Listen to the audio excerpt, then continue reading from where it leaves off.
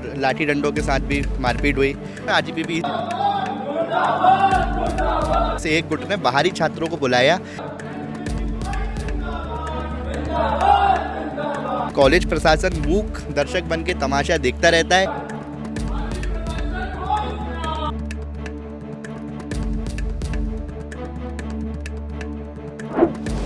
नमस्कार दर्शकों, आप देख रहे हैं प्रदेश तक और मैं हूं आपके साथ यश। तो हम इस वक्त खड़े हैं कांग्रेस कार्यालय पर, जहां पर अभी कुछ दिनों पहले आरजीपीवी नाम की एक यूनिवर्सिटी में कुछ प्रोग्राम के चलते बाहरी कुछ लड़कों ने आके छात्रों के साथ मारपीट की थी। तो इस केस के ऊपर जो हमारे एनएसयूआई के छात्र छात्राएं हैं, जो एनएसयूआई के सदस्य हैं, उन्होंने वहां पे जाके कुछ धरना प्रदर्शन किया है। तो आइए जानते हैं कि पूरा मामला क्या है। जी आदित्य जी, तो बताइए पूरा मामला क्या है। जी देखिए, प्रदेश के एकमात्र तकनीकी विश्वविद्यालय राजीव गांधी प्रौद्योगिक विश्वविद्यालय में गुरुवार को एक इवेंट ऑर्गेनाइज कॉलेज के द्वारा किया गया था, जिस इवेंट का नाम था विजय पथ। उस कार्यक्रम के दौरान छात्रों में आपसी मारपीट हुई और लाठी डंडों के साथ भी मारपीट हुई। उसके बाद कुछ बाहरी छात्रों ने विश्वविद्यालय परिसर में घुस के छात्रों के साथ मारपीट की। जो दो गुटों के बीच की लड़ाई थी, उसमें से एक गुट ने बाहरी छात्रों को बुलाया। खुलेआम बाहरी छात्र विश्वविद्यालय परिसर में आते हैं, छात्रों के साथ लाठी डंडों के साथ मारपीट करते हैं।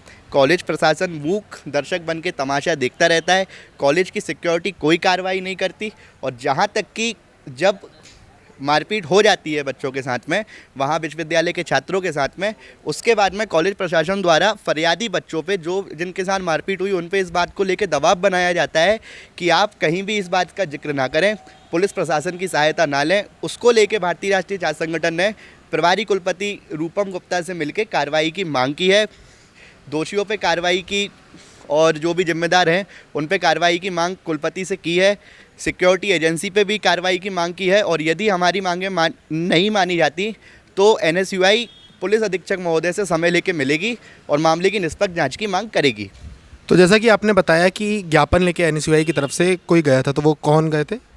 जी, वो हमारे जिला महासचिव पीयूष पवार गए थे।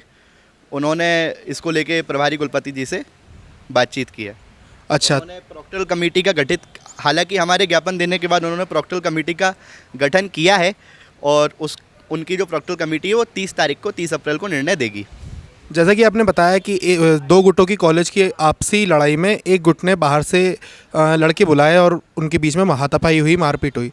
तो उन कॉलेज के अंदर जो लड़ाई हुई थी दोनों गुटों के बीच में, वो लड़ाई का कारण क्या था? ये देखिए, कारण कुछ भी हो सकता है।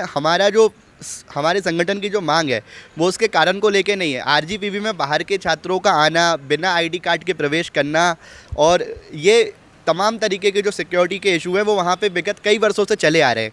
उसको लेके हम लोगों ने जो है, इसके पहले भी कई बार पुराने कुलपति से भी मांग की है। गांधीनगर थाने में भी हमने उसको लेके ज्ञापन दिया है कि वहाँ पे छात्राओं की जो विशेषकर सुरक्षा की अगर बात आती है तो उसको लेके बाहरी छात्राओं का और बाहरी छात्रों का प्रवेश जो है वर्जित किया जाए। लेकिन बार बार निरंतर हमारे द्वारा ये मांग करिए जाने के बाद भी इन सभी चीज़ों को दरकिनार किया जाता है, और बार बार इस टाइप की गतिविधियां आरजीपीवी में आए दिन अक्सर होती रहती हैं। आरजीपीवी इन्हीं कारणों की वजह से सुर्खियों में बना रहता है। तो जो आरजीपीवी ने आपको आश्वासन दिया है कि जो भी आपने ज्ञापन दिया है उसकी निष्पक्ष जांच होगी, उसके लिए उन्होंने कब तक की तिथि दी आपको कि इस दिन तक आपका काम, या इस दिन तक जो भी आपकी जांच है वो कंप्लीट करके हम आपको रिपोर्ट दे देंगे? जी, हमारे संगठन ने उनसे 1 हफ्ते के अंदर कार्रवाई करने की मांग की थी, तो उन्होंने हमें 30 अप्रैल की डेडलाइन दी है। जो प्रॉक्टल कमेटी का गठन वहाँ पे विश्वविद्यालय स्तर पे या महाविद्यालय स्तर पे किया गया है, वो 30 अप्रैल को निर्णय देगी। यदि निष्पक्ष कार्रवाई नहीं की जाती, दोषियों पे कार्रवाई नहीं की जाती और आगे बाहरी छात्रों के प्रवेश को वर्जित नहीं किया जाता है, तो निश्चित तौर पे एनएसयूआई पुलिस अधीक्षक महोदय जी के पास जाएगी और इसको लेके ज्ञापन देगी, और पुलिस अधीक्षक महोदय से मामले की निष्पक्ष जाँच कराने की बात करेगी। तो जैसा कि देखा आपने, ये थे एनएसयूआई के महासचिव आदित्य सोनी, जिन्होंने बताया कि पूरा मामला क्या था। तो अब देखने वाली बात यह है कि जैसा कि आदित्य ने बताया, आरजीपीवी ने 30 अप्रैल तक की डेडलाइन दी है। तो अब देखने वाली बात यह है कि क्या 30 अप्रैल तक इनकी जो मांगें हैं वो पूरी होती है, या इनको अपना जो ज्ञापन है वो आगे कलेक्ट्रेट में देना होगा। कैमरामैन ललित के साथ मैं यश पाठक, प्रदेश तक।